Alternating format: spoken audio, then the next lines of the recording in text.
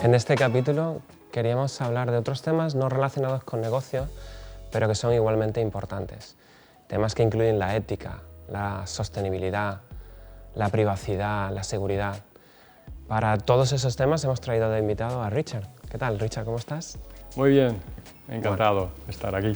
Háblanos un poco de esos otros temas, ¿no?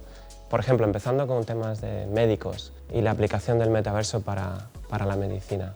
El metaverso, ¿no? En concreto, la realidad virtual abre muchas puertas para problemas médicos, ¿no? Pensad, por ejemplo, en temas de fobia, gente que tiene miedo de arañas, y en esto se pueden acercar a estos animales donde tienen fobia, y poco a poco pueden aprenderse, ¿no?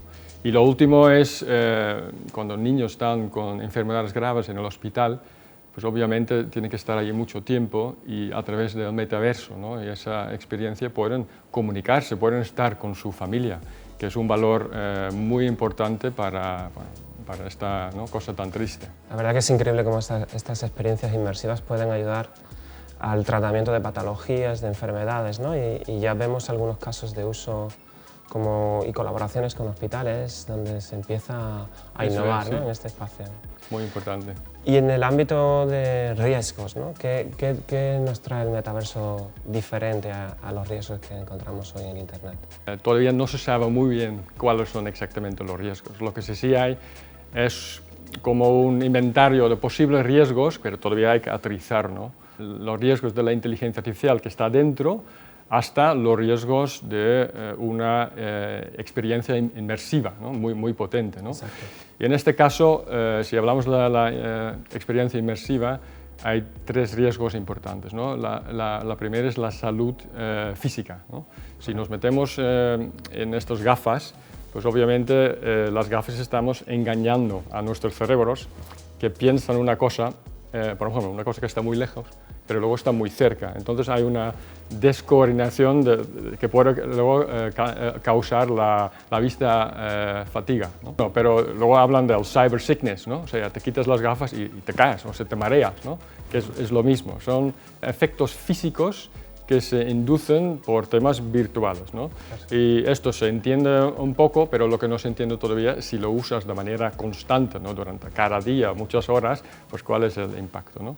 Luego están los riesgos, lo que pensaba, ¿no?, los riesgos cognitivos, el tema de atención, el tema de motivación, pero acá sí hay todos los estudios, ¿no?, preliminares dicen que mejoran casi todos estos aspectos. Es cierto lo que dices, porque hay estudios que prueban que la retención académica mejora un 20%. Eso es, sí. Y el último riesgo, lo que todo el mundo dice, es el tema de psicosocial, ¿no? La adicción a la tecnología, la confusión entre la realidad y el mundo virtual.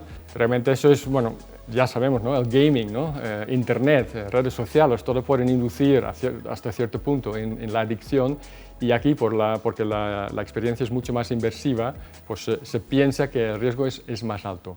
Pero en realidad son hipótesis que todavía hay que contrastarlos. ¿Qué nos puedes decir de metaverso verde, de la sostenibilidad? El metaverso, ¿no?, la experiencia inmersiva casi real, pues requiere mucha computación. Entonces, eso tiene una huella de carbón, y lo que se está trabajando es ver cómo, ¿no?, poner el hardware y cómo poner el software de tal forma, ¿no?, programarlo de tal forma que la huella es mínima, ¿no? O sea, por lo menos tenerlo en cuenta durante el desarrollo, no hacer la aplicación más rápida o mejor, más bonito, sino también tener esa sostenibilidad en la mente durante el desarrollo. Perfecto. Y por último, ¿qué podemos hacer? Si pudiera elegir, ¿no?, haría dos cosas. Primero, hoy en día, si hacemos una aplicación en el metaverso que es inmersiva, pues entender bien cuáles son los riesgos que conocemos hoy en día, según una organización internacional como la OMS, y avisar a los usuarios. Oye, estás entrando en el metaverso, según la OMS sabemos que más de 30 minutos sin pausa puede causar un problema, quieres que te avisamos. Y el segundo tema, yo creo que ahí tenemos una oportunidad única, ¿no?, y muy bonito, que es el principio de donación de datos. Como hemos visto antes, los riesgos, digamos, psicosociales del metaverso son casi no conocidos, hay muy pocos datos, según los grupos de investigación que trabajan en esa temática, y hay una posibilidad de que los usuarios del metaverso podrían, ¿no?, elegir compartir sus datos de experiencia con una organización tipo OMS o tipo UNICEF, ¿no?, o Save the Children, para que estas organizaciones tengan datos de verdad para poder analizar el riesgo de verdad. Muchas gracias, Richard, por compartir tu conocimiento con nosotros. Un placer. Bueno, Yaiza, ¿hablamos de la identidad en el metaverso? Eso es, ¿no? Al final, la identidad, si estamos hablando de mundos sociales centralizados, lo llamo yo como los viejos conocidos, ¿no? O sea, al final, la identidad en Web 2, pues se está reutilizando un poquito los mismos componentes, estamos hablando de usuarios y contraseñas, pero sin la necesidad de un segundo factor de autenticación, por lo tanto, la veracidad de esa identidad pues no es lo suficientemente robusta para determinar quién hay detrás de ese avatar que luego con el que vamos a poder interactuar. O imagina en el futuro, cuando las tecnologías de deepfake pues se estandaricen, se masifiquen, haya muchísimos más datos de carácter personal nuestros circulando por internet, todavía esa simulación de posibles personas pues todavía va a ser todavía mucho más certero, ¿no?, lo que vamos a vivir.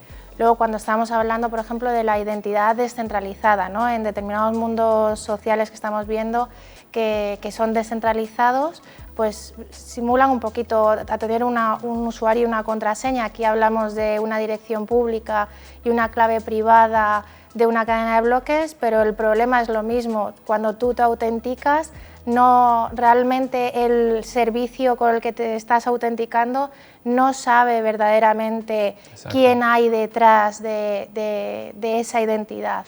¿Y moderación? Porque si eso se traduce desde Internet a metaverso.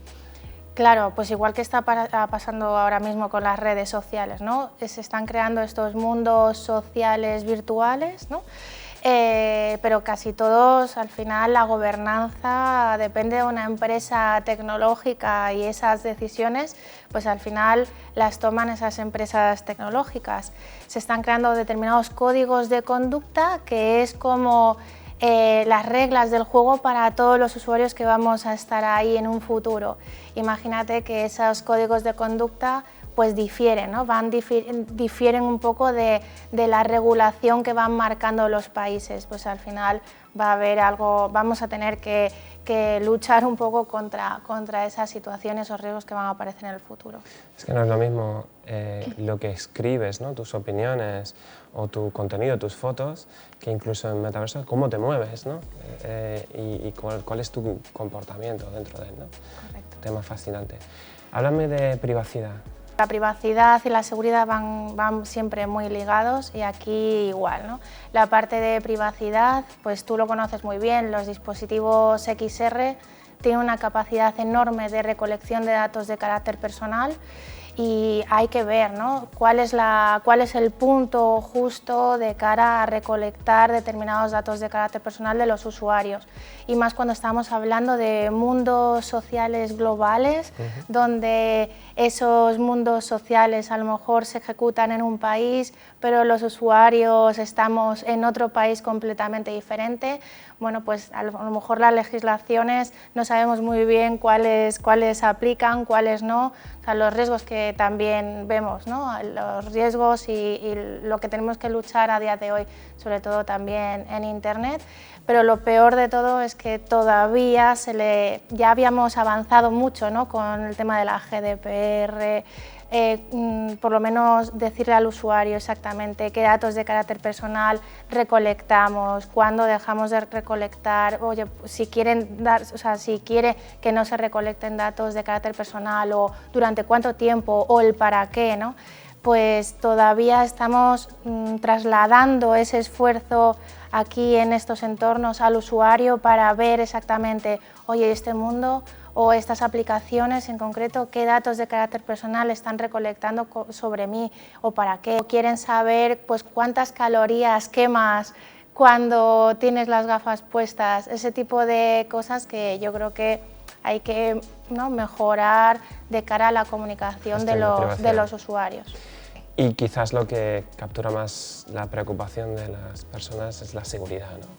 Pues yo recuerdo la primera gran fuga de información en Web 2, que fue con Adobe en 2016, y empezamos a ver pues datos de carácter personal expuestos en Internet. Aquí está pasando un poco parecido, no tanto en el entorno de metaverso, sino más en la parte de Web 3. Aparecen aplicaciones descentralizadas que están siendo vulnerables a los mismos problemas que veíamos en el pasado, como por ejemplo que los datos, tienen vulneraciones de seguridad y los datos de sus clientes están viendo expuestos en Internet, o que existen determinadas, evidentemente, campañas de phishing contra los usuarios para que caigan precisamente y les roben las claves privadas y muevan todos sus fondos. O sea, todo lo que vimos en el pasado y que con lo que hemos estado luchando durante todos estos años, pues también lo estamos viendo, ¿no?, en el futuro de la Web 3. Queda mucho trabajo por hacer, ¿no? Entonces. Totalmente. Y aquí hemos expuesto unos riesgos muy por encima, y seguro que hay muchos más de los que todavía ni siquiera somos conscientes. Pues muchas gracias, Yaiza. Gracias a ti.